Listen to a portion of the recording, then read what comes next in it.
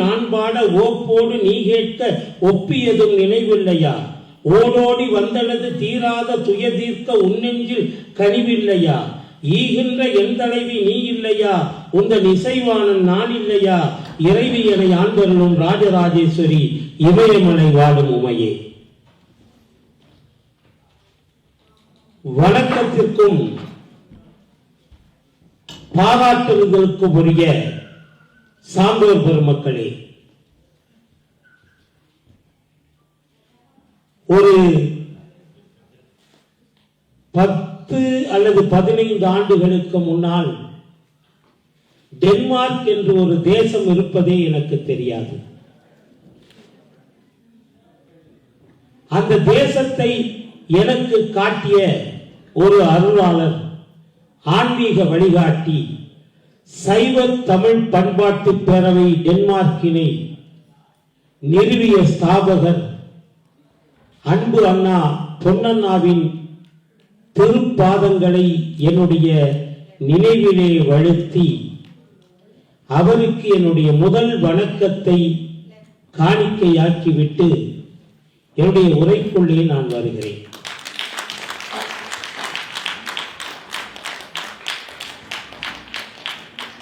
ரொம்ப மகிழ்ச்சி. இத்தனை ஆண்டுகளுக்கு பிறகும் பொன்னண்ணா உங்களுடைய இதயங்களிலே வாழ்ந்து கொண்டிருக்கிறார் என்பதிலே எனக்கு மற்றற்ற மகிழ்ச்சி.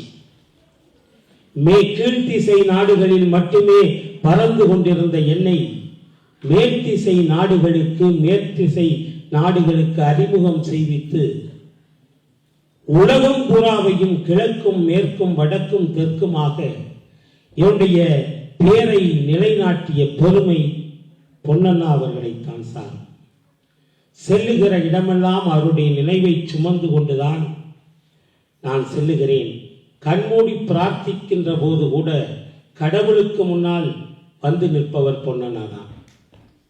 அந்த நன்றி உணர்வோடு, என் நன்றி கொன்றார்க்கும் உய்வுண்டாம் உய்வில்லை, செய் நன்றி கொன்ற மகற்கு என்ற வள்ளுவ பேராசானுடைய வார்த்தை வரிகளை வாழ்க்கை வரிகளாக மாற்றிக்கொண்டிருக்கிற எனக்கு நல்லது செய்வதவர்களை நன்றி சொல்லி வணக்கம் சொல்லி அதற்கு பிறகு உரைக்கு வருவது பொருத்தம் என்பதால் அதை குறிப்பிட்டேன்.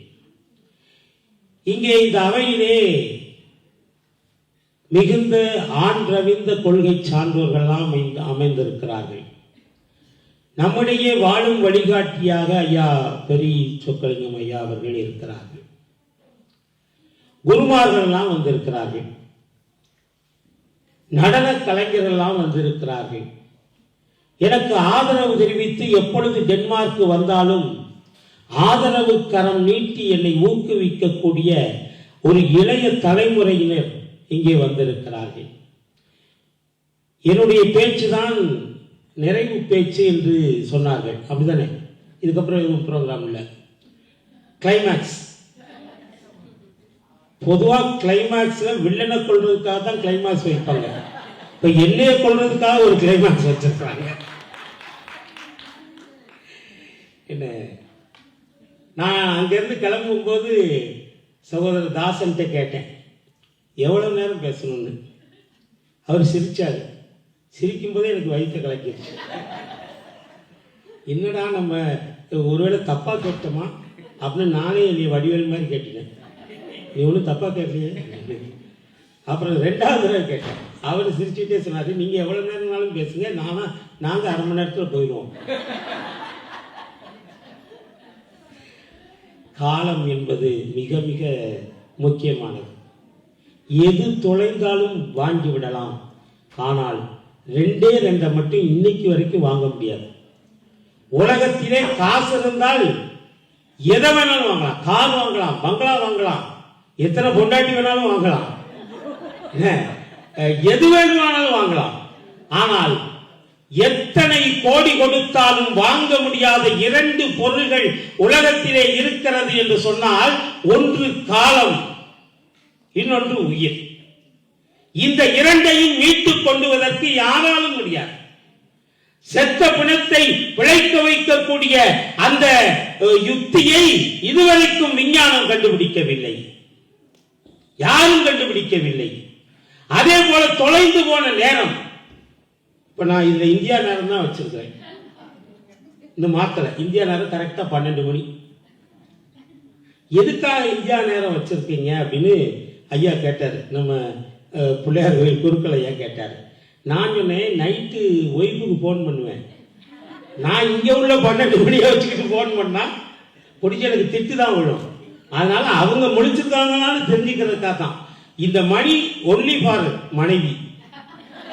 அதனால அந்த மணி நள்ளிரவு 12 மணி, நாய்களும் பேய்களும் படுத்து தூங்குகிற நடுநீசி நேரம் இங்க நாட்டில். என்ன இப்போ அந்த இந்த நேரம் இருக்குல்ல, இப்போ 12 மணி, மே மாதம், இன்னைக்கு தேதி 23, காலமும் தெரியல நேரமும் தெரியல. என்ன செல்போன்ல ஒரு மணி காட்டுது, இதுல ஒரு மணி காட்டுது. சரி, மே மாதம் 2026ஆம் ஆண்டு மே மாதம் 23ஆம் தேதி இரவு 11:55 இனிமே வருமா? எங்க டயத்தை வச்சு சொல்றேன், வருமா? எத்தனை ஜென்மம் எடுத்தாலும் 2026 மே மாதம் 23ஆம் தேதி 11:55 என்பது வரவே வராது. அது தொலைந்து போய்விட்டது. காலம் உயிர் போன்றது என்று எனக்கு அடிகளார் பெருமான் சொல்லி தந்தார், குன்றக்குடி அடிகளார். ஏனென்றால் உலகிலே தொலைந்து போனால் 2ஐ வாங்க முடியாது, ஒன்று காலம், இன்னொன்று உயிர். ஆனால் உங்கள் காலத்தை நான் மதிக்கிறேன். நீங்க என்ன சொல்றீங்க, என்ன காலத்தை மதிக்கிறேன்னு அதுக்கு 1/4 மணி நேரம் ஓட்டிட்டியே. என்ன ஒண்ணு கேட்கிறவங்க இருந்தா தான் நம்ம எதையை கொட்ட முடியுது. அங்க 2-3 பேர் நல்லா கைதட்டுறாங்க, நல்லா கஷ்டத்தை உணர்ந்திருக்கிறாங்க அப்படின்னு. ரொம்ப அற்புதமான உரைகளை எல்லாம் நீங்க கேட்டீங்க, ரொம்ப தத்துவார்த்தமான உரைகள்லாம் கேட்டீங்க. சிறப்பு பிரதம விருந்தினர் கங்கை மகன் ஐயா வந்து அருமையாக அந்த 10 நிமிஷத்துக்குள்ள தமிழினுடைய அந்த வரலாற்று தொன்மை, சமயத்தினுடைய தொன்மை எல்லாத்தையும் அவ்வளவு கூட்டு வச்சார். மகாபாரதத்திலே பீஷ்மாச்சாரியார் என்று ஆச்சாரிய பெருமகனார்களே உயர்ந்தவராக கருதப்படுகிற பீஷ்மாச்சாரியார், அவருக்கு பேர் கங்கை மகன். ஒரு பெரிய ஆச்சாரியர் ஸ்தானத்திலே இருந்து அருமையான சிறப்புரையை நிகழ்த்தினார்கள்.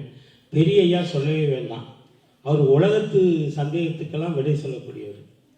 அருமையா அந்த ருத்ராட்சத்தை பற்றி, ருத்ரன் என்றால் சிவபெருமான், சிவபெருமானுடைய கண்களிலே இருந்து முத்து முத்தாக விழுந்த அதுதான் ருத்ராட்சமாக. அச்சம் என்றால் கண், ருத்ரனுடைய கண்ணிலே இருந்து வழிந்த கண்ணீர் துளிகள் தான் ருத்ராட்சமாக மாறியது. அதே 5 முக ருத்ராட்சம், யாருக்கும் சந்தேகம் வேண்டாம், எல்லோரும் அணியலாம். கழுத்துல கண்டத்தில் அணியறதுக்கு பேரு கண்டமணி. இப்ப கண்டத்துல கண்ட மணியெல்லாம் அணிகிறோம், ஆனா கண்டமணி மட்டும் அணிகிறது இல்லை. அது ஒரு முக்கியமான ஒரு விஷயம். உங்களுக்கு அதுல கூடுதலா ஒரு ரகசியம் சொல்றேன். என்னன்னா, உலகத்துல எத்தனையோ மரங்கள் இருக்கு, மரங்கள் அவ்வளவும் பூக்கிறது, காய்க்கிறது. அது மாதிரி ருத்ராட்சம் என்பது மரத்திலே காய்க்கக்கூடிய ஒரு காய் தான். நான் மலேசியாவில் ஒரு ஆசிரமத்தில் ஒரு 10 நாள் தங்கியிருந்தேன். காலையில் பார்த்தா ஆசிரமத்து வாசலில் கூட்டமாக இருக்கும். ஏன்னா 2-3 மரம், பெரிய ருத்ராட்ச மரம், அதுலேருந்து ருத்ராட்சங்கள்லாம் கீழே விழுந்திருக்கும். அது பார்த்தா அந்த வேப்பம் காய் இருக்குல்ல, பச்சை கலரில் காய், பழம் வந்து மஞ்சளாக இருக்கும். வேப்பங்காய் பச்சை நிறத்தில் கொஞ்சம் பெருசு, வேப்பங்காய் விட கொஞ்சம் பெரிய சைஸில், இந்த சைஸில் கீழே அவ்வளவு இருந்து கிடக்கும். அதுதான் ருத்ராட்சம். அதை எடுத்து மேலே இப்படி பிதுக்குனீங்கன்னா, வேப்பம் இதை பிதுக்குனீங்கன்னா அந்த தொழி லேசாக தானே இருக்கும், உள்ளே இருந்து அப்படியே விதை வெளியே வரும்ல, அது மாதிரி இதை லேசாக அமுக்குனாலே அப்படியே வெளியே வரும். அதை சுத்தம் பண்ணி தான் ருத்ராட்சம் பண்ணுறாங்க. ஆனால் உலகத்திலே எல்லா மரங்களும் பூக்கின்றன, காய்க்கின்றன. ஆனால் எந்த காயினுடைய விதையிலும் துவாரம் இருப்பது இல்லை. மாம்பழத்துல உள்ள கொட்டையில ஓட்டை போட்டு வச்சிருக்காங்களா யாராவது? இல்ல. வேற ஏதாவது பழங்கள்ல, கொய்யா பழத்துல ஓட்டை போட்டு வச்சிருக்காங்களா யாரும் உள்ள விதையில? கிடையாது. உலகத்திலேயே ஒரே ஒரு மரத்தினுடைய விதையிலே மட்டும் அந்த துவாரம் இடப்பட்டிருக்கிறது என்று சொன்னால் அது எல்லோரும் கழுத்திலே அணிந்து கொள்ள வேண்டும் என்று கடவுள் நினைத்ததனால் அந்த காயை அப்படி படைத்தார். ருத்ராட்சத்தை தவிர வேற எந்த காய்க்கும் துவாரம் இருக்காது. இயற்கையிலேயே துவாரம் இருக்கும். ஒரு கயரை மட்டும் எடுத்து கட்டிட்டா அவ்வளவு மகத்துவமான அந்த ருத்ராட்சத்தை பற்றியெல்லாம் சொன்னாங்க. மிக அற்புதமாக நான் ஒவ்வொரு முறையும் டென்மார்க் வருகிற போது இந்த தடவை கொஞ்சம் குளிர் அதிகம். வர வர குளிர் ஏன் கூடிக்கிட்டே போகுதுன்னு இப்பதான் ஆராய்ச்சி பண்ணி கண்டுபிடிச்சேன். ஏனால் இங்கே இருக்கக்கூடியவர்களுடைய இதயம் அன்பால் ஈரமாகி கொண்டே இருக்கிறது. ஈரம் இருக்கிற இடத்திலே குளிர் இருக்கும். இந்த ஈர அன்பு என்பதை உபயோகப்படுத்தியவர் பெரிய புராண பேராசிரியர். நான் பேராசிரியர். பெரிய புராணத்தை எழுதின மிகப்பெரிய ஆசான் இருக்காரு, ஆச்சாரியர் சேக்கிழார் பெருமான். அவர்தான் ஈர அன்பினர் யாதும் குறைவிலர். அவர் டென்மார்க்கு வரல, ஒருவேளை வந்திருக்கலாம், நமக்கு தெரியாது. என்ன, ஞானிகள் கடல் கடந்து பல தேசங்களுக்கு பயணம் செய்திருக்கலாம். ஆனால் ஈர அன்பினர் என்று சேக்கிழார் பெருமான் பெரிய புராணத்திலே குறிப்பிடுகிற வார்த்தை இருக்கிறதே, அது டென்மார்க் தேசத்து மக்களுக்குத்தான் முழுமையாக பொருந்தும். உங்களுடைய இதயம் குளுமையாக இருப்பதால் இங்கே நிலவும் குளுமையாக இருக்கிறது. அருமையான வரவேற்பு. அதுவும் எவ்வளவு இது தமிழனுடைய ஆன்மீகம் இருக்கிறதே, அது மற்ற ஆன்மீகம் போல கிடையாது. கங்கை மகன் ஐயா கூட சொன்னாரு. நான் ஒரு சின்ன வித்தியாசம் சொல்றேன். மதம் என்று ஒரு வார்த்தை இருக்கிறது, சமயம் என்று ஒரு வார்த்தை இருக்கிறது. அப்படித்தானே?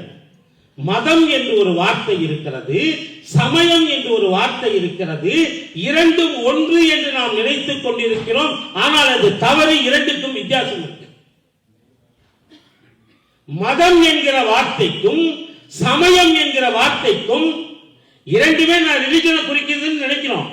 ஆனால் கிடையாது. ரெண்டுக்கும் ஒரு வித்தியாசம் இருக்கிறது. அடிப்படையிலே என்ன வித்தியாசம் தெரியுமா? மதம் என்பது மனிதர்களால் உருவாக்கப்படுவது. இயேசுபிரான் தேவதூதனாக இந்த மண்ணிலே தோன்றி அவர் ஒரு மதத்தை உருவாக்கினார். மனிதனாக தோன்றி அவர் உருவாக்கியதால் அதற்கு கிறிஸ்தவ மதம் என்றுதான் பெயர். கிறிஸ்தவ சமயம் என்று சொல்லக்கூடாது. நபிகள் நாயகம் அல்லாஹ்வுடைய அருட்கருணையை சொல்லுவதற்காக இந்த பூமியிலே அவதரித்தார். மனிதனாக அவதரித்தார். அவரால் தோற்றுவிக்கப்பட்டதால் அதை இஸ்லாமிய மதம் என்றுதான் சொல்ல வேண்டும், இஸ்லாமிய சமயம் என்று சொல்லக்கூடாது. ஆதிசங்கரர் சிதறி கிடந்த உட்பிரிவுகளை எல்லாம் சேர்த்து ஒரு மதத்தை உருவாக்கினார். அது ஆதிசங்கரர் என்கிற மனிதனால் உருவாக்கப்பட்டதால் அதை இந்து மதம் என்றுதான் சொல்ல வேண்டும், இந்து சமயம் என்று சொல்லக்கூடாது. காலப்போக்கில் நமக்கு வித்தியாசம் தெரியாம போயிடுச்சு. ஆனால் நீங்க வித்தியாசமே இல்லைன்னா ஏன் என்று சொல் வரணும் இல்லையா? ஒரு சின்ன வித்தியாசம் கூட இல்லை என்று சொன்னால் இருவேறு சொற்கள் தமிழிலே தோன்ற வாய்ப்பே கிடையாது. அப்ப மதம் என்பது மனிதர்களால் தோற்றுவிக்கப்படக்கூடியது. ஆனால் சமயம் என்பது எல்லா சமயத்திலும் இருப்பது. சமயம் காலம் இது இருக்குல்ல, அர்த்தம் இருக்குல்ல, எல்லா காலகட்டத்திலும். அது எப்ப தோன்றுகிறது யாருக்கும் தெரியாது. அதுக்கு நிறைவு இருக்கா? கிடையவே கிடையாது. இவ்வளவு பெரியவர்கள் தாசன் உட்பட்ட இளைஞர்கள் கூட வருத்தப்பட்டாங்க. நாங்கள் எவ்வளவு போராட வேண்டி இருக்கிறது. பேரண்ட்ஸ் பிள்ளைங்களை கொண்டு வந்து அரவணைச்சு இந்த விழாவை நடத்தினா அதுக்கு கூட்டம் வர வர கம்மியாகிக்கிட்டே இருக்குது. நீங்கள் கூட்டத்தை பற்றி யாரும் கவலைப்படவே வேண்டாம். எப்படி சைவம் என்கிற சமயத்திற்கு தோற்றம் என்ற ஒரு தேதியை சொல்ல முடியாதோ, அதுபோல சைவம் என்கிற சமயத்திற்கு உலகத்தின் கடைக்கோடி மனிதன் இருக்கிற வரையிலே சைவம் இருக்கும். அதை யாராலும் அழிக்க முடியாது. ஆன்மீகம் தான் தமிழருடைய அடையாளம். மறந்துடாதீங்க. நிறைய வெளிநாட்டுக்காரங்க படையெடுத்து வந்தாங்கல்ல, இந்தியாவின் மீதும் இலங்கையின் மீதும் தான் அவங்க கண்ணுபுறா இருந்தது. ஏன்னா உலகத்திலேயே தங்கம் விளையக்கூடிய பூமியாக இலங்கை மட்டும்தான் இருந்தது. நவரத்தினங்கள் விளையக்கூடிய பூமியாக இந்தியா மட்டும்தான் இருந்தது. அவர்கள் வந்தார்கள், கொள்ளையடித்தார்கள், நம்முடைய ஆட்சியை புடுங்கிக் கொண்டார்கள். அவர்கள் ஆட்சி விடத்திலே உண்டு இருந்து அரசியலை நடத்தினார்கள். போயிட்டு போகுது, நம்ம அரசியல் பேசல. ஆனால் வந்தவர்கள் வேறு ஒரு வேலையை செய்தார்கள். என்ன வேலை தெரியுமா? நம்முடைய ஆலயங்களை இடித்து தரைமட்டமாக்கினார்கள். கொள்ளையடிச்சவங்க கொள்ளையடிச்சுட்டு போயிருக்கலாம்ல, அப்படித்தானே? இல்ல நாட்டை பிடிச்ச அரசாங்கம் நாட்டை பிடிச்ச அரசாங்கத்துக்கு போயிருக்கலாம் தானே. ஆனால் எல்லோரும் அல்ல, சிலர் குறிவைத்து தாக்குதல் நடத்தியது எங்கே என்றால் நம்முடைய வழிபாட்டு தலங்களில். மயிலாப்பூர் கபாலீஸ்வரர் கோயில் மெரினா கடற்கரையை ஒட்டி இருந்தது, சாந்தோம்ல இருந்தது. கடல் மல்லை தாளாட்டும் என்று ஞானசம்பந்த பெருமான் சொல்லுகிறார். மயிலாப்பூர கடல் அலை வந்து தாளாட்டிட்டு போகுதான். ஆனால் அது வந்தேரிகளால் அடித்து நொறுக்கப்பட்டு அதுல இருந்து 80 கல் மட்டும்தான் கிடைச்சது. அதை கொண்டு வந்துதான் இப்ப ஒரு 10 கிலோமீட்டர் உள்ள தள்ளி வந்து ஊருக்குள்ள மயிலாப்பூர் குளத்தங்கரையில அதுக்கு வச்சிருக்கிறாங்க. ஞானசம்பந்த பெருமான் பூம்பாவை திருப்பதிகம் பாடியது இப்பொழுது இருக்கக்கூடிய மயிலையிலே அல்ல, முற்றிலும் இடித்து நொறுக்கப்பட்டது.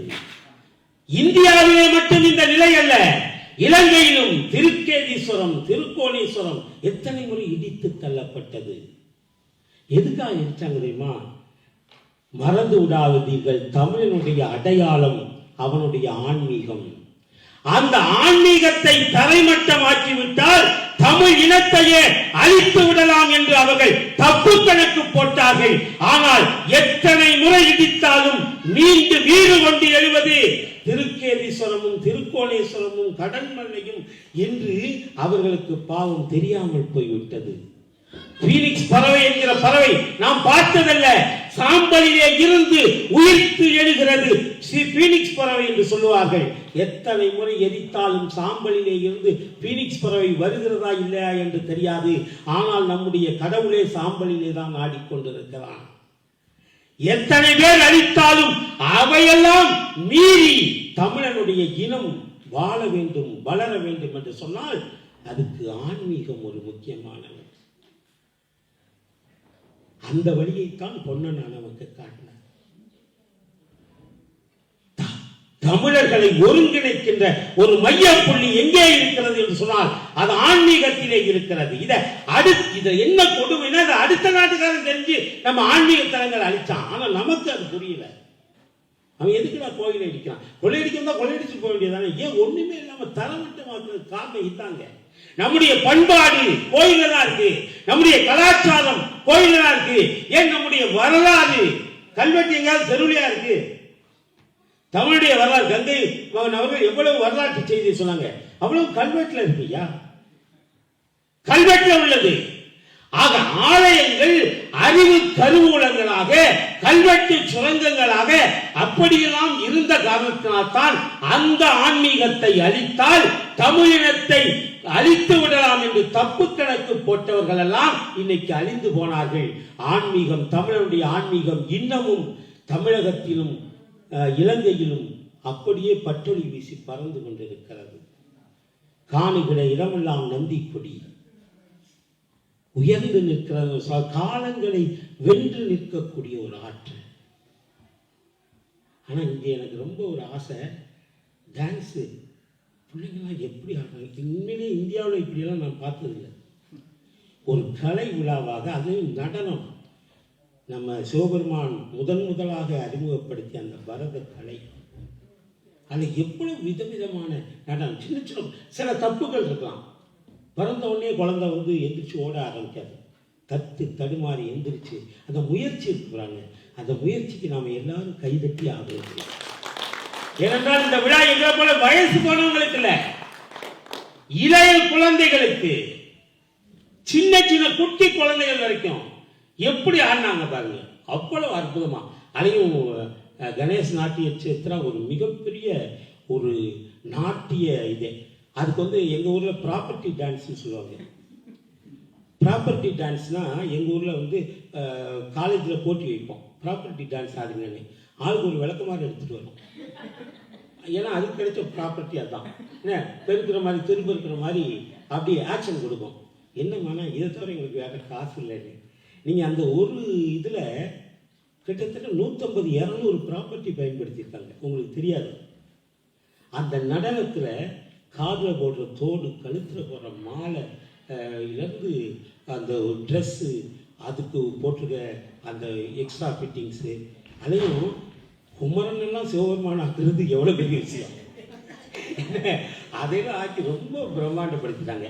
அது எனக்கு ரொம்ப கவர்ந்தது. அதை விட கவர்ந்த ஒரு விஷயம் இருக்குது. நான் நினச்சேன் ஒல்லியாக இருக்கிறவங்களும் சின்ன பிள்ளைங்களும் தான் பரதநாட்டியம் ஆட முடியும்னு நினச்சேன்.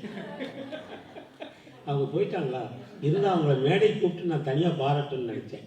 ஏன்னா என்னை மாதிரி அவங்களுக்கு தன்னம்பிக்கை கொடுத்துருக்கு. அடுத்த தடவை பேச்சோடு சேர்த்து ஒரு டான்ஸும் நம்ம போட்டுடலாம்.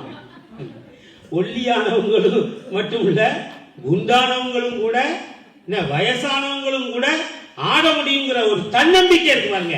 அதுக்கு நாம கைதட்டணும். மேடைகளை பார்த்து, அரங்கங்களை பார்த்து ஓடி ஒளிபவன் தமிழன் அல்ல, அரங்கங்களிலே இருந்து அறிமாவாக கற்பிப்பவன் தான் தமிழன். நீங்க சாமியிலே எது குண்டான சாமி? பிள்ளையார் பரதநாட்டியம் ஆடுவாரா? கரெக்டா சொன்னாரு. பிள்ளையாரு சாமிகளே குண்டா உள்ள ஒரு பிள்ளையாரு. ஆனா அவரே பரதநாட்டியம் ஆடி இருக்கிறாரு. யாருக்கு ஆடினா தெரியுமா? ஒரு பாட்டிக்கு முன்னால ஆடி இருக்கிறாரு. அந்த பாட்டி அப்படியே படம் எடுத்து பாட்டா போட்டுச்சு. என்ன பாட்டு? ஔவையார் அகவல். யாருக்கா தெரியுமா? விநாயகர் ஔவையார் அகவல் தப்பா சொல்லிட்டேன். ஔவையார் பாடிய விநாயகர் அகவல். எங்க ஊர் பக்கம் ஔவையார் பாடிய அகவல் பாட்டு அப்படின்னு சொல்லுவோம். அதுல முதல் வரி எப்படி வருது? நான் எதுக்கும் ஆதாரம் இல்லாம நான் சொல்ல மாட்டேன். பிள்ளையார் டான்ஸ் ஆடினா இது ஒரு பக்கத்துல போய் தாளம் போட்டாரான்னு கேட்டப்படாது. என்ன இன்னொரு அம்மா தாளம் போட்டிருக்கு. தாளம் போட்டதை பாட்டில் வேலை சொல்லி இருக்குது. யார் தெரியுமா? அவை பாட்டி. உங்களுக்கு இப்போ விநாயகர் அவர்கள் தெரிஞ்சவங்களுக்கு தெரியும். எனக்கே அறவரை தான் தெரியும். என்ன சீத கலவ செந்தாமரை பூ. அடுத்தது என்ன? பாத சிலம்புல பாத சலங்கை. யாரு? விநாயகர் பாதத்துல சதங்க கட்டிட்டு ஆடி இருக்கிறாரு ஔவையார் முன்னால. இது ஔவையார் கொடுக்கிற ஒப்புதல் ஸ்டேட்மெண்ட், சங்கரநாராயணன் கொடுக்கிறது இல்ல. சீத கலவ செந்தாமரை பூ பாத சலங்கை பல்லிசை காட்ட. பலவிதமான இசையில ஆதாரம். அதை டென்மார்க் தேசம் இன்னைக்கு நிரூபிச்சிருக்கு. பிள்ளையார் சைக்கிள் இருந்தாலும் கூட ஆட முடியும். நான் நகைச்சுவைக்காக கூட சொல்ல, எவ்வளவு ஒரு நீங்க எதையுமே நம்மால முடியும் அப்படின்னு நினைச்சா சாதிக்க முடியுங்க. இப்ப நான் எத்தனை கிலோ இருக்கிறேன்? 2 இட மிஷினை உடைச்சிட்டேன். என்ன எனக்கு எடையே கண்டுபிடிக்க முடியல. ஒரு 100 கிலோ மேக்சிமம் எடை மிஷின். நான் அதை விட கூட இருக்கிறதுனால தான் அது உடையுது. அதனால நான் 105 வைங்க. ஆனா சத்தியமா சொல்றேன், என்னால ஒரு 10 கிலோ வெயிட்டுக்கு மேல தூக்க முடியாது. மிஞ்சி போனா எனக்கு வயசு ஒரு 40-50 இருந்தா ஒரு 20 கிலோ தூக்கலாம். ஆனா 100 கிலோ உடம்புள்ள ஒருத்தன் 200 கிலோ வெயிட் தூக்க முடியுமா? முடியுமா? நிச்சயமா முடியாது. ஆனா நாம எதை சாதாரண நினைக்கிறோம்ல, எறும்பு, அதுல கூடுன வெயிட்டே 150 கிராம் தான். பெரிய கட்டெரும்பெல்லாம் இருக்கும்ல, மேக்சிமம் நீங்க நெட்ல போய் பாருங்க. மேக்சிமம் பெரிய எறும்பு இருக்குல்ல, இந்த செவ்வெரும்பெல்லாம் சொல்லுவாங்க காட்டு போகும், மேக்சிமம் வெயிட் என்ன 150 கிராம். ஆனா அது தன்னை விட 4 மடங்கு வலுவான பொருளை தூக்க முடியும். தூக்குது. பெரிய பெரிய உருண்டையெல்லாம் உருட்டிட்டு போகும். பார்த்துருக்கீங்களா? ஊக்கம் தில், அது மனசுல இருக்கணும்.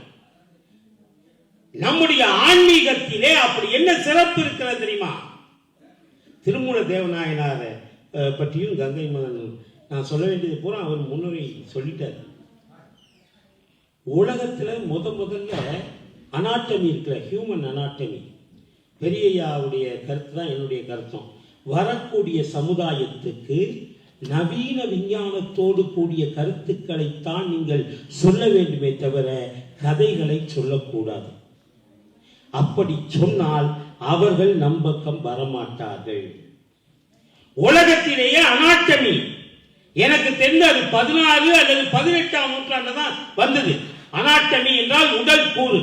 உடலை கூறு போட்டு எங்கே இதயம் இருக்கிறது, எங்கே நுரையீரல் இருக்கிறது, எங்கே கணையம் இருக்கிறது, எங்கே கல்லீரல் இருக்கிறது, எங்கே மூட்டெலும்பு இருக்கு, இதையெல்லாம் சொல்லக்கூடிய அந்த உடற்கூறு விஞ்ஞானம் இருக்கிறதே, அது 16ஆம் நூற்றாண்டுக்கு பிறகுதான் அனாட்டமி என்கிற ஒரு செக்ஷனே உலகத்தில் உண்டாச்சு. ஆனால் திருமூல தேவநாயனார் 3000 ஆண்டுகளுக்கு, நாம இப்ப வாழுகிற ஆண்டுகளுக்கு 3000 ஆண்டுகளுக்கு முற்பட்டவர்னு சொல்றாங்க. சில பேர் 8000 ஆண்டுகளுக்கு முற்பட்டவர்னு சொல்றாங்க. நம்ம குறைந்தபட்சம் 3000 ஆண்டு முற்பட்டவர்னே எடுத்துக்குவோம். எனக்கு அதுல உடன்பாடு கிடையாது. அவர் அதுக்கும் மேற்பட்டவர். ஆனால் 3000 ஆண்டு என்று வைத்துக் கொண்டால் கூட 3000 ஆண்டுகளுக்கு முன்னாலேயே மனிதனுடைய உடலுக்குள்ளே போய் ஆராய்ச்சி செய்த ஒரே விஞ்ஞானி திருமூலர். தயவு செய்து உங்கள் பிள்ளைகளுக்கு திருமூலரை ஒரு ஆண்டி பண்டாரமாகவோ துறவியாகவோ சன்னியாசியாகவோ சொல்லிக் கொடுக்காதீர்கள். அவனை ஒரு சயின்டிஸ்டா சொல்லிக் கொடுங்க. ஏன்னா அவ்வளவு ஆதாரம் இருக்கு. ஒரு ஆதாரம் தேவைன்னா ஆயிரக்கணக்கில் நான் எடுத்து தரேன் உங்களுக்கு. அப்ப திருமந்திரம் 105 வாரமா நடத்திக்கிட்டு இருக்கேன் ஜூம்ல உலக தமிழர்களுக்கு. நானே இப்பதான் முழுசா படிக்க ஆரம்பிச்சிருக்கேன். படிக்க படிக்க பிரமிப்பு.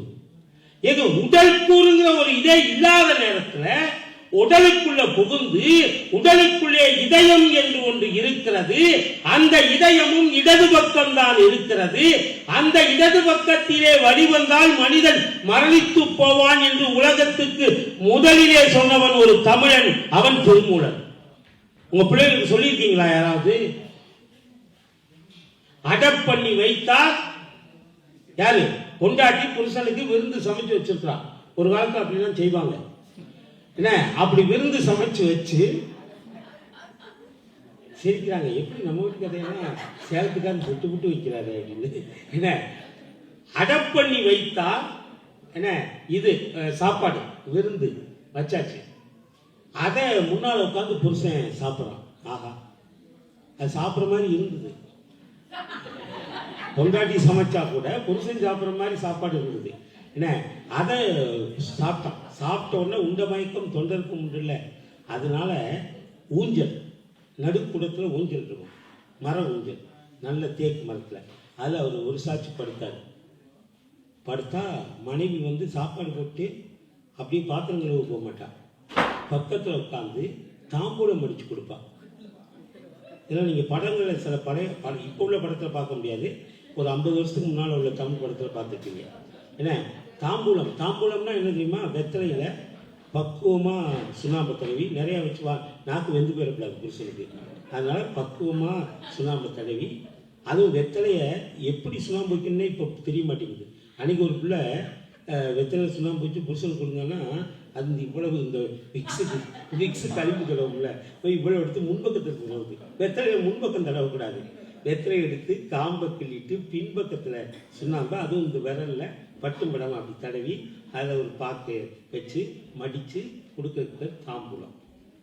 பெண்கள்லாம் தெரிஞ்சுக்கோங்க, உங்கள் பிள்ளைகளுக்கு சொல்லிக் கொடுங்க. ஏன்னா அந்த தாம்பூலத்தை எடுத்து கொடுக்குறான். கொடுத்த உடனே அவர் தாம்பூலத்தை சாப்பிட்றார். சாப்பிட்டுட்டு அந்த அம்மா அதுக்கப்புறம் போல. திருமணம் நல்லா கேட்டுங்க. புருஷன் காலை அமுக்கி விட்டுக்கிட்டே இருக்குது ஊஞ்சல்ல. அவர் படுத்துக்காரு சுகமா. என்ன இந்தம்மா கால் மாட்டில் உட்காந்து அவங்க நினைக்க இப்படியெல்லாமா கூறு கட்டவங்க இருந்து. இது எப்பனா விழித்திருக்கிற நிலை. இப்ப நம்ம எல்லாம் விழிப்பா இருக்கோம், முழிச்சிருக்கோம்ல. இந்த நிலையிலே உயிர் இங்கே இருக்கும். அடுத்தாப்புல இன்னும் கொஞ்ச நேரம் கழிச்சு வீட்டுல போய் படுப்போம். படுத்தோன்னு தூக்கம் வராது, கனவு வரும். இந்த கனவுல கண்ட கனவு வருது. அதை விட்டுருங்க, ஏதோ ஒரு கனவு வரும். அது கனவு நிலை. அந்த கனவு நிலையிலே இந்த உயிர் என்பது கழுத்துக்கு போயிடும். உடனே அந்தம்மா இந்த உயிர் என்பது கழுத்துக்கு போயிடும். நீங்க நல்லா ஞாபகம் வச்சுங்க, உயிர் முடிச்சு இங்க இருக்குது விஞ்ஞானம் கண்டுபிடிக்கிறதுக்கே 3000 வருஷம் ஆயிருக்கு. திருமூலன் சொன்ன அத்தனை உண்மைகளையும் கண்டுபிடிக்க வேண்டும் என்றால் 25,000 ஆண்டுகள் ஆனாலும் விஞ்ஞான உலகத்தால் பார்த்தால் கூட கண்டுபிடிக்க முடியாத உண்மை. அப்ப கனவு நிலையிலே கழுத்துக்கு வந்துடும். அதுக்கு அடுத்து உறக்கம் வருதுல, உறக்கம் வருகிற போது இதயத்துக்கு வந்துடும். அதான் முக்கியம் இல்ல, அது உயிர் உறங்குகிற போது. அதனாலதான் ஹார்ட் அட்டாக் நிறைய பேர் உறங்கும் போதே வரும். அதனால உறங்குகிற நேரத்தில் உயிர் இங்க வந்துடும். அதுக்கடுத்து பேருறக்கம்னு ஒண்ணு வரும், ரொம்ப டீப் ஸ்லீப். அப்ப நாபிக்கமலத்துக்கு வந்துடும். அடுத்தாப்புல நிரந்தர உறக்கம்னு ஒண்ணு இருக்குல்ல, மரணம். அப்ப அது மூலாதாரத்திலே ஒடுங்கிவிடும். இங்கிருந்து இங்க வந்து மூலாதாரத்தில் ஒடுங்கிடும். இந்த உயிரின் சுழற்சியை உலகத்துக்கு சொன்ன முதல் விஞ்ஞானியும் திருமூல தேவனானார். இதை விட இன்னும் ஒன்று சொல்றேன், நேரம் இல்லை, அதோட முடிச்சுருவோம். உயிர்னு ஒன்று இருக்குல்ல, அது எந்த இடத்துல இருக்குன்னு சொல்லிட்டாரு. அது ஒரே இடத்துல இல்லை, பயணமாகுதுன்னு சொல்லிட்டாரு. அடுத்தாப்புல இன்னொன்று சொன்னாரு, அதனுடைய அளவு என்ன? What is a measurement? மெஷர்மெண்ட்னா அது காற்று தானே, உயிர் மூச்சு காற்று தானே. அதை நீங்க அந்த மெஷர்மெண்ட்டுங்கிறது உங்களால் அளக்க முடியாது. இன்னைக்கு வரைக்கும் உள்ள விஞ்ஞான கருவிகள் எதாலையும் அளக்க முடியாது. ஆனால் அதையும் திருமூலன் அளந்து சொன்னான். ஒரு பசுமாடு இருக்குல்ல, பசுமாடு அதனுடைய வாலில் இருக்கிற முடி, அதில் ஒரு முடியை எடுத்து அதை 1,00,000 கூறுகள் செய்தால் அந்த 1,00,000 கூறுகளிலே ஒரு கூறுதான் உயிருடைய அளவு என்பதையும் கணித்து சொன்னவன் திருமூலன். இதெல்லாம் சரியா தப்பான்னு விஞ்ஞான உலகம் கண்டுபிடிக்கவே இன்னும் 25,000 ஆண்டு ஆகும். 3000 ஆண்டு கழிச்சுதான் இப்பதான் ஆகா இந்த பெரிபரல் இதுல தான் உயிர் முடிச்சு இருக்குன்னு கண்டுபிடிச்சிருக்கான். இதை இன்னும் கண்டுபிடிக்கணும், இன்னும் நிறைய ஆகும். இது நான் சொல்றது ஒரு ட்ரெய்லர் தான், மெயின் பிக்சர் நிறைய இருக்கு. 3000 பாட்டில் 3 பாட்டு தான் நான் சொல்லியிருக்கிறேன். அதனால நீங்க உங்க பிள்ளைகளுக்கு சொல்லிக் கொடுங்க. இன்னும் ஒன்று நிறைவா சொல்றேன், இந்த மெடிடேஷன் இருக்குல்ல, நீங்க அது ஆன்மீகம் சம்பந்தப்பட்டதுன்னு குழந்தைகள் சொல்ல வேண்டாம். அது அறிவியல் சம்பந்தப்பட்டது, உடலியல் சம்பந்தப்பட்டது. ஒரு சின்ன கால்குலேஷன் தான். மூக்கு 2 மூக்கு இருக்கு நமக்கு. இதை ஒரு மூக்குன்னு சொல்றோம், ஆனால் இந்த 2 துவாரத்தையும் நாசிகள்னு சொல்றோம். 9 ஓட்டையில இதை 2ஆ தான் கணக்கு பண்றோம். இது 2, இது 2, இது 2, இது 1, அப்புறம் இருவாய் கருவாய். இது இப்போ இந்த 2 நாசி, வடகலை தென்கலை, வடகலை பிங்களை நாடி, இது தென்கலை. இந்த பக்கம் இருக்குல்ல, ஏதாவது இதையோ இதை மூடிட்டு, அதாவது இதே மாதிரி உடம்பு இதாயிடுச்சு, என்ன எக்ஸசைஸ் ஆசனம்லாம் பண்ண முடியாது அப்படின்னு நினைக்கிறவங்களுக்காக எளிமையாக திருமூலர் சொன்னார். இதை இப்படி இந்த பக்கம் அமைக்கிட்டு 16 செகண்ட், ஒரு செகண்ட்னா இதுதான் 16 செகண்ட் இந்த மூச்சை உள்ள இப்படி இழுக்கணும். இது ஒளியா 14 செகண்ட் முடிஞ்சு போச்சுன்னா உள்ள இழுத்துட்டு அப்படியே விட்டுறக்கூடாது. படகு 2ஐயும் அடைச்சிக்கணும். அடைச்சிட்டு உள்ளுக்குள்ள அந்த உள்ள இழுத்த காத்து இருக்குல்ல, அதை 64 செகண்ட், 1 நிமிஷத்துக்கு மேல அதை உள்ள இருத்தணும். அதுதான் முக்கியம். இது வழியா 16 செகண்ட் உள்ள இழுக்கணும்.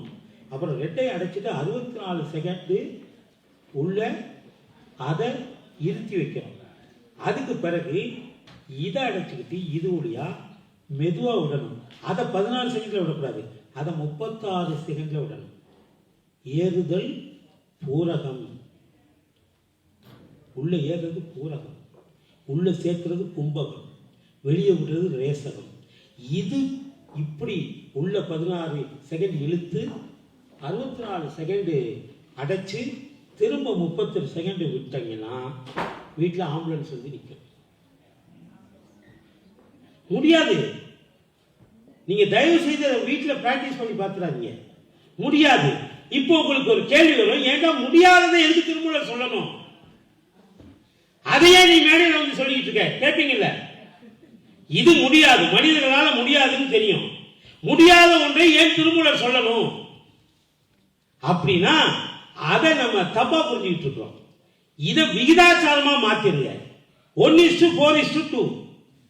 முதல்ல 16, அதை விட 4 மடங்கு உள்ள நிப்பாட்டுறோம், அதுக்கப்புறம் 2 மடங்கு வெளியே விடுறோம். அப்போ 1 4 2. இப்போ இது ஈஸியா நீங்க செய்யலாம். 1 செகண்ட் உள்ள இருக்கலாம்ல, முடியுது. அப்புறம் எத்தனை 4 செகண்ட் உள்ள வச்சிருக்கணும், முடியும் தானே. அதுக்கப்புறம் 2 செகண்ட் வெளியே விடணும், அது முடியும் தானே.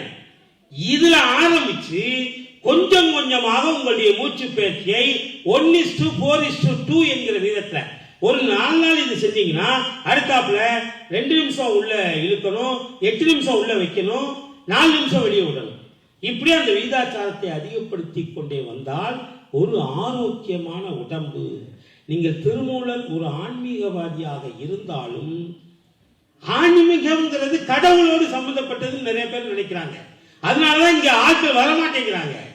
ஆன்மீகம் என்பது முழுக்க முழுக்க ஆன்மாவோடு சம்பந்தப்பட்டது, ஆன்மா வாழுகிற உடம்போடு சம்பந்தப்பட்டது. உடம்பார் அடியில் உயிரார் அழிவர், திடம்படு விஞ்ஞானம் சேரவும் மாட்டார், உடம்பை வளர்க்கும் உபாயம் அறிந்தே உடம்பை வளர்த்தேன் உயிர் வளர்த்தேனே. இதே அவர் ஒரே நாள்ல தெரிஞ்சுக்கல. அவரே சொல்றாரு, இந்த உடம்பு கேவலமானது, காயமே இது பொய்யடா, வெறும் காற்றடைத்த பையடான்னு சித்தர்கள், அவரும் ஒரு சித்தர் தான். அப்படிதான் நான் நினைச்சேன், ஆனால் அது தவறு. உடம்பினை முன்னம் இழுத்தென்றிருந்தேன், உடம்பின் உள்ளே ஒரு பொருள் கண்டேன், உடம்பின் உள்ளே உத்தமன் கோயில் கொண்டான் என்று உடம்பினை யான் இருந்து ஓம்புகின்றேன். ஆக இந்த உடம்பை பேணுகிற கலையை நம்முடைய ஆன்மீகத்தை தவிர உலகத்தின் எந்த துறையும் சொல்லிக் கொடுக்கவில்லை இதுவரையிலே. ஆக சைவம் என்பது சக்கர பொங்கலை சாப்பிட்டுட்டு மடத்துல படுத்து தூங்கிட்டு கோயிலை பஜனை பண்ணிட்டு சுண்டலை வாங்கிட்டு சாப்பிட்டு போறது அல்ல நம்முடைய ஆன்மீகம். அதுவே ஏன் கங்கை மகன் அவர்கள் சொன்னாரே, புத்தரும் ஒரு இந்து தான், ஒரு இந்து இளவரசனாகத்தான் பிறந்தார். சமணத்தை ஸ்தாபித்த மகாவீரரும் ஒரு இந்து இளவரசர் தான். நீங்கள் உலகத்தில் உள்ள அத்தனை மதங்களுமே சைவத்திலே இருந்துதான் தோன்றியது என்பதற்கு அடிப்படை சான்றுகள் நம்மிடத்தில் இருக்கு. நான் இந்தியாவில் தோன்றி வளர்ந்த புறச்சமயங்கள் பௌத்தமும் சமணமும், அதை தோற்றுவித்தவர்களே இந்துவா இருந்து அப்புறம் மாறினவங்க தான். ஆக உலகத்தில் எல்லா சமயங்களுக்கும் தாய் சமயமாக உயிர் சமயாக, அது மட்டும் இல்ல, மொழியோடு இணைந்த ஆன்மீகம் நமக்கு மட்டும்தான் உரிமையானது. மொழி சண்டைகள் நமக்குள்ள வேண்டாம். இங்க கூட சில பெரியவங்க கேட்டாங்க, வேதம் என்பது வடமொழியா தமிழ் மொழியான்னு. வேதம் எந்த மொழியில இருக்கு? யார் சொன்னா? வேதவியாசர் சொன்னார். நான் உங்களுக்கு அந்த ரகசியத்தை நிறைவாக சொல்லுகிறேன். வேதம் என்பது சிவபெருமானுடைய 4 முகங்களிலே இருந்து வந்தது. இது ரிக், யஜூர், சாம, அதர்வண வேதம். அது 4மே சிவபெருமானுடைய 4 முகங்களிலே இருந்து வந்தது. தலையிலே இருந்து 28 ஆகமங்கள் வந்தது இல்லையா? இந்த 4 இதுல சிவபெருமான் முகத்திலே இருந்து வந்த 4 வேதங்களும், நல்லா கேட்டுங்க, 4மே தமிழிலேயும் இல்லை வடமொழியிலேயும் இல்லை. அதனால அந்த சண்டையே வேண்டியதில்லை. வேதங்களுக்கு மொழியே கிடையாது. அப்படித்தான் ஐயா பெரிய. அது அப்ப எப்படி அது வந்ததுன்னா சவுண்ட் வேவ்ஸ். இப்ப இளையராஜா மியூசிக் அந்த டேபிளுக்கு முன்னால இந்த நோட்ஸ் எழுதி வச்சிருப்பா தெரியுமா? அது தமிழும் கிடையாது, இங்கிலீஷும் கிடையாது, பாரசீகமும் கிடையாது. நீங்க போய் படிக்க முடியாது. சும்மா கோடுகளா இருக்கும், இல்ல வளைவுகளா இருக்கும், இல்ல சுருளா சுட்டி விட்டுப்பாரு. ஆனா அந்த இசை தெரிஞ்சவங்களுக்கு தான் தெரியும். அது ஒளி குறிப்புகள். அது மாதிரி வேதம் என்பது சிவபெருமானுடைய 4 முகத்திலே இருந்தும் ஒளி குறிப்புகளாக வந்தது. அதை வேதவியாசர், அவர் பேர் வியாசர் தான், அவர் அதை வாங்கி அவருக்கு அவருடைய மொழி வடமொழி சான்ஸ்கிரிட், அதுல முதலாக அந்த வேதங்களை எழுத்திலே பதிவு செய்தார், ஏட்டிலே பதிவு செய்தார். அந்த வேதங்களை வகுத்ததால் தான் அவருக்கு வேதவியாசர் என்று பெயரை தவிர வேதங்களை உருவாக்கியவர் அவர் என்று பல பேர் நினைச்சிட்டு இருக்காங்க. அது கிடையாது. அதனால வேதங்களுக்கு மொழி கிடையாது, வேதம் கிடையாது. அதனால தான் தென்னாடுடைய சிவன் எந்நாட்டவர்க்கும் இறைவன் அப்படின்னா எல்லா மொழிக்கும் இறைவன் தானே. ஆனால் எல்லா மொழிகளும் போற்றுகிற வேதங்கள் ஐயாவென ஓங்கி ஆழ்ந்த கன்ற நுண்ணியனே என்று திருவாசகம் பாடுகிறது. ஆகவே உலகத்தின் பொதுமையை வேண்டி, உலகத்தின் நன்மையை வேண்டி, உலக மக்களுடைய சுபிட்சமான வாழ்வை வேண்டி உலகத்தில் வாழ்ந்த ஒரு இனம், வாழ்ந்து கொண்டிருக்கிற ஒரு இனம் தமிழ் இனம்தான். உலகத்தில் வாழ்ந்து கொண்டிருக்கக்கூடிய சமயம் எல்லா காலத்திலும் நேற்றும் இருந்தது, இன்றும் இருந்தது, நாளையும் இருந்தது. எத்தனை கோடி யுகங்கள் ஏற்பட்டாலும் சைவம் மீண்டும் மீண்டும் இந்த மண்ணிலே மேலோங்கி தலைதூக்கி வளரும் என்பதிலே எந்த விதமான ஐயமும் இல்லை. ஆகவே மனம் தளராதீர்கள். வருகின்ற கூட்டங்களை பார்த்து நாம் வாக்கு கேட்க போறதில்லை. நாம எலெக்ஷன்லேயே அடிக்க போறோம் இல்லை. ஏன்னா எலெக்ஷனுக்கு தான் பெரும்பான்மையும் இதுவும் தேவை. இருக்கக்கூடியவர்கள் 10 பேராக இருந்தாலும் அவர்கள் மூலமாக மீண்டும் 1000 பேர் கூடுகிற ஒரு அரங்கமாக இந்த அரங்கத்தை நிச்சயமாக நாம் காணத்தான் போகிறோம். அப்பொழுது நானும் வந்து அவர்களுக்கு வாழ்த்துரைப்பேன் என்று சொல்லி, அருமையான இந்த மக்கள், அருமையான இந்த டென்மார்க்கு குளிர்ந்த பூமி மிக அருமையாக ஒவ்வொரு ஆண்டும் என்னை இந்த தடவை நானாக தான் வந்தேன். ஏன் அப்படின்னா எனக்கு அந்த அழைப்புகளை ஜோதியை அனுப்பின உடனேயே எனக்கு அங்கே இருப்பு கொள்ளலை. ஒவ்வொரு முறையும் அந்த விழாவிலே பங்கெடுத்து கொள்ள வேண்டும் என்கின்ற அந்த ஆர்வ துடிப்பு ஏன் வருகிறது என்றால், நீங்கள் ஒவ்வொருவரும் காட்டுகிற அன்பினால வருது. அந்த அன்பினால் தான் முடிச்சேன். அந்த அன்பினால் தான் கொஞ்சம் அதிகமாக பேசிட்டேன்.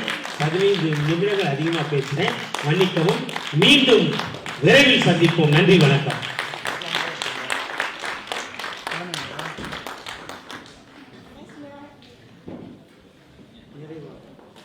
நிறைவாக ஐயாவின் பேச்சு வந்ததைட்டு நாங்கள் மனம் கருந்தி கொண்டிருந்தோம். ஐயாவை இவ்வளவு தூரம் அழைப்பிச்சு நிறைவாக அவற்று, ஆனால் இவ்வளோ ஒரு நிறைவான பேச்சை எங்களுக்கு தந்ததைட்டு மீண்டும் மீண்டும் அவருக்கு ஆழமான அன்பையும் தெரிவித்துக் கொள்ளுகின்றோம்.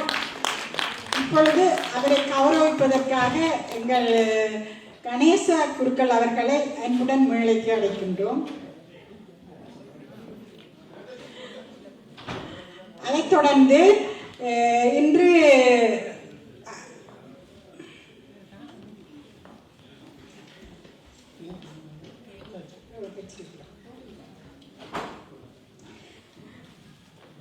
ஐயா அவர்களின் கௌரவத்தை தொடர்ந்து இன்று நடனமாடிய மாணவிகள், ஆசிரியர்கள் அவர்களுக்கான கௌரவமும் விசேட கௌரவம் இருக்கிறது. எனவே எல்லாரும் இன்னும் ஒரு 10 நிமிஷம் அளவிலண்டாலும் இருந்து அதையும் சிறப்பித்து விட்டு செல்லுமாறு அன்புடன் அழைக்கின்றோம்.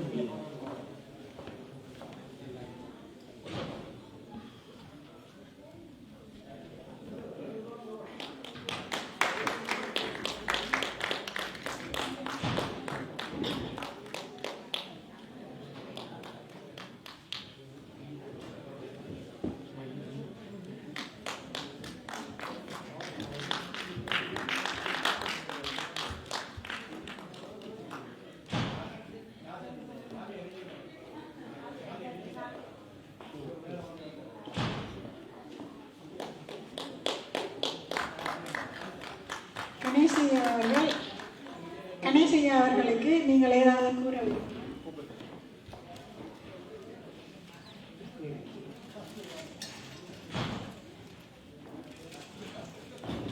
அனைவருக்கும் வணக்கம். இப்போது அதிக நேரம் பேசிக்கொண்டிருக்கிற நேரம் இல்லை. முக்கியமான விஷயங்களை சொல்லி போட்டு விடைபெற்றுக் கொள்கிறேன். அதாவது இவரை பற்றி, அதாவது ஐயா அவர்களை பற்றி, சங்கரநாராயண ஐயா அவர்களை பற்றி சொல்ல வேண்டிய அவசியம் இல்லை. அவர் நிரூபித்து விட்டார்கள். தன்னுடைய பேச்சின் மூலம் தன்னுடைய திறமையையும் ஆன்மீக பழமையை நிரூபித்து விட்டார்கள். அவர்களுக்கு மிகப்பெரிய கையெழுத்து ஒன்றை கொடுத்து அவருக்கு பணியாளர்களை கேட்டுக்கொள்கிறேன். நன்றி, வணக்கம்.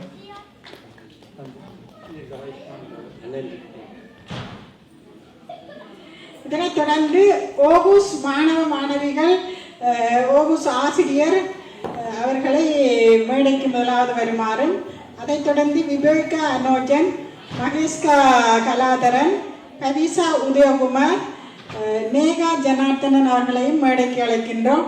அவர்களுக்கு இன்னும் நாங்கள் கௌரவம் செய்யவில்லை. நிகழ்வு தந்தவர்களை